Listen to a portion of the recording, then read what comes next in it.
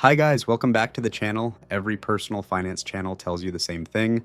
Cut your spending, budget better, invest the difference, and all of that is true. We've made those videos and they work. But there's a ceiling on cutting. You can only trim so much before there's nothing left to trim. There's no ceiling on earning. If you invest an extra $200 a month, that's real money over time. But if you raise your income by $20,000 a year and invest that, you've changed your entire financial trajectory. Same discipline, completely different scale. So today we're doing the other half of the wealth equation. The half most money channels skip: what skills actually pay in 2026, backed by real hiring data, not hype. And I want to be upfront with you, most high income skills content online is garbage. It's affiliate marketing dressed up as advice, designed to sell you a course. So we're going to do this differently.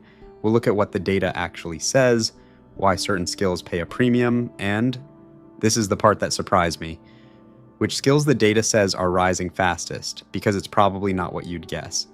Let's get into it.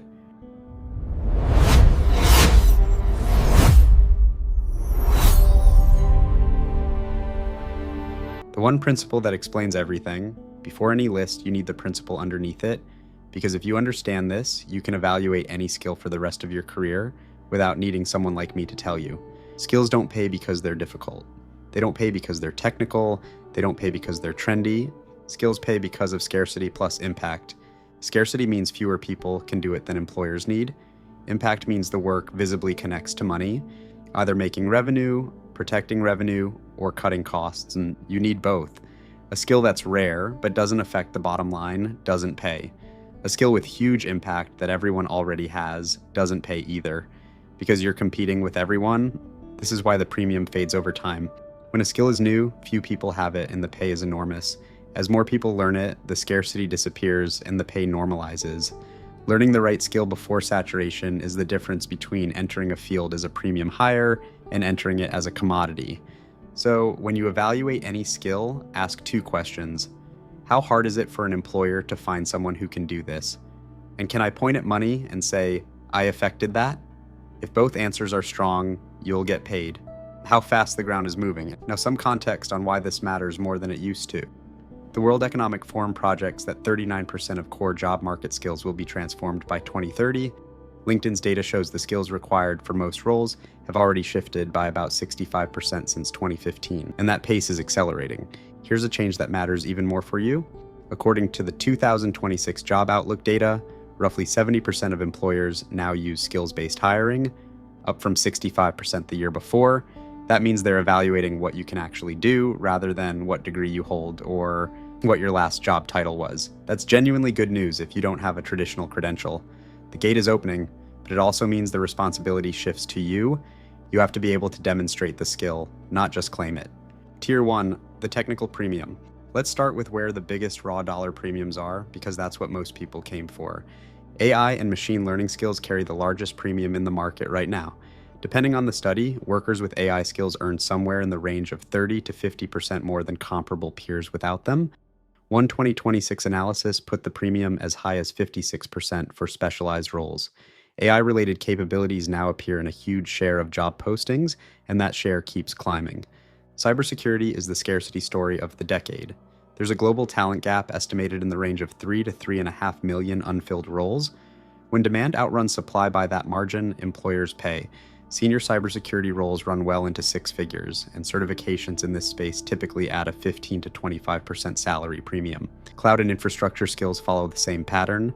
Cloud engineering roles regularly clear $150,000, and major cloud certifications carry a similar 15 to 25% bump.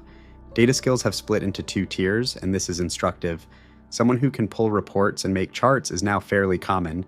That's become a commodity. Someone who can build data pipelines, work at scale, and turn messy data into decisions commands dramatically more. The gap between those two tiers is often $40,000 or more for what sounds like the same job title. Same field, completely different scarcity. That's the technical tier. Real premiums, real demand.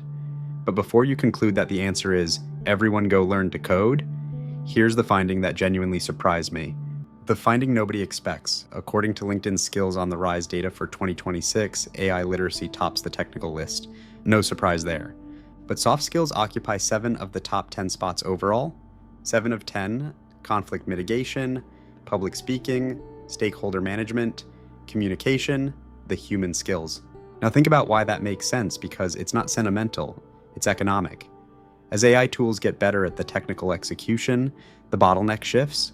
The scarce thing stops being, can you produce the output, and starts being, can you figure out what's worth doing, get people aligned on it, and communicate it convincingly? You've probably seen this in your own workplace. There's someone brilliant technically whose ideas never go anywhere because they can't get buy-in, and there's someone with moderate technical skill who's constantly promoted because they can run a room, resolve conflict, and explain things clearly to people who don't share their background. The data says the second person is increasingly the one getting paid, and here's why this matters so much for you specifically. Everyone assumes the money is in the technical stuff, so that's where everyone piles in, which means the technical scarcity erodes fastest. Meanwhile, the human skills stay scarce because they're harder to learn from a course, and most people don't deliberately practice them at all. The combination effect. This leads to the single most useful insight in this entire video. The biggest premiums don't go to the deepest specialist. They go to the person who combines a technical skill with a human one. Data analysis is valuable. Data analysis plus the ability to explain findings to non-technical executives is dramatically more valuable. The research specifically calls this combination out as a consistent high earner. Cybersecurity knowledge plus the ability to brief a board on risk in plain English pays far more. Understanding AI tools is useful. Understanding AI tools plus knowing your industry's actual problems well enough to apply them is where the real money sits. Here's why combinations work so well. Scarcity multiplies. If 1 in 10 people has skill A and 1 in 10 has skill B, then roughly 1 in 100 has both. You've made yourself 10 times scarcer without becoming 10 times more expert at anything. And combinations are far more achievable than becoming world-class at one thing. Getting to the top 1% of any single skill takes years and a lot of natural aptitude. Getting genuinely good, not elite, just solidly good, 2 complementary skills is something most people can actually do. That's the play. Don't try to out-specialize the specialists. Sit at an intersection where few people stand. The honest part, what these lists don't tell you. Now, the part most videos on this topic skip entirely, because it doesn't sell courses. First, salary figures are ceilings, not starting points. When you see a cybersecurity role paying $250,000, that's a senior person with years of experience in a high-cost city. The entry-level version of that same field might start in the 40s or 50s. Those big numbers are real, but they're the destination, not the on-ramp.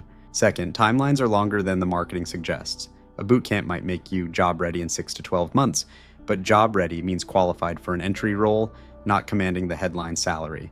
Realistically, you're looking at a few years to reach the numbers that make the switch worth it. That's still fast for a career change, but it's not the 90 days some ads imply. Third, the market is competitive at the bottom. When a field gets publicized as high-paying, the entry level floods with career changers. The shortage is often for experienced people, not beginners. That doesn't mean don't start. It means expect the first step to be harder than the story suggests. Fourth, and this is the biggest one, switching careers entirely is usually the wrong move. Most people get a bigger return by adding a valuable skill to the industry knowledge they already have. If you've spent 8 years in healthcare plus data skills makes you far more valuable than starting from zero in tech and competing with people who've been there for years. Your existing experience isn't baggage. It's the thing that makes the new skill valuable. And finally, be skeptical of anyone selling you a specific course off a list like this. The financial incentive to inflate demand numbers is enormous. The skills on this list are real, but check the salary claims yourself against neutral sources for your specific city and experience level. How to choose your skill. So practically, how do you decide what to actually learn? Start with what you already have. List your industry knowledge, your current role, and anything unusual about your background.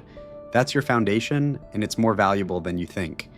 Then look for the adjacent skill, not the trendiest skill, the one that multiplies what you already do. If you're in operations, that's probably data and process automation. If you're in a client-facing role, it might be negotiation and analytics. If you're technical, it's very likely the communication and stakeholder side, since that's where your peers are weakest. Then verify demand yourself, locally, search job postings in your area for the combination you're considering. How many results? What are they actually paying? Are they asking for a degree or a portfolio? This takes an afternoon, and it's more reliable than any list, including this one. And then prove it, don't just claim it. In a skills-based hiring market, evidence wins. That means a portfolio, a certification, a project you completed at your current job, a measurable result you can point to. I know SQL is weak. I built a reporting system that cut our monthly close by 2 days is what gets you paid. Connecting this back to wealth. Now let's bring this back to money because this is a wealth channel and the skill is only the beginning.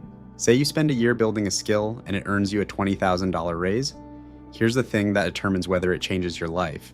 What you do with the $20,000.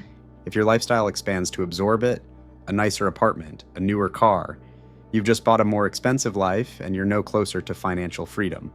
That's the trap that catches an enormous number of high earners. A big income and no wealth is a genuinely common story. But if you keep your lifestyle where it was and invest that $20,000 a year at an 8% average return over 25 years, that single raise becomes well over $1 million. Not the salary, the raise, invested. That's the whole equation. Earning more is the accelerator, investing the difference is the engine. Neither one works nearly as well alone. Most people focus entirely on one or the other, which is exactly why so few end up wealthy. The bottom line, here's what I want you to take from this. The skills that pay in 2026 are the ones that are scarce and connect visibly to money. Right now, that means AI capability, cybersecurity, cloud, and advanced data work on the technical side. And it means more than most people expect, the human skills.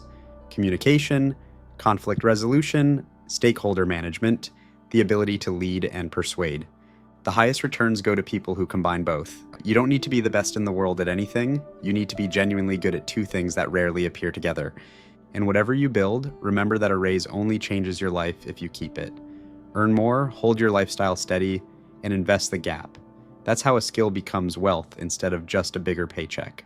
You can start this week, not with a $5,000 course, with an afternoon of looking at real job postings in your area and an honest look at what you already know that others don't. If this gave you a clearer picture of the earning side of the equation, do me a favor and subscribe. Net Worth Nation is for people who want the real math on both halves of building wealth, earning it and keeping it. Drop a comment below. What skill are you working on right now or thinking about learning? And if you've made a jump like this, added a skill and gotten a real raise out of it, tell us how it went. Those stories help everyone watching more than any list does. If you know someone stuck feeling like budgeting alone isn't getting them anywhere, share this with them. Sometimes the answer isn't spending less, it's being worth more. I'll see you in the next one. Let's build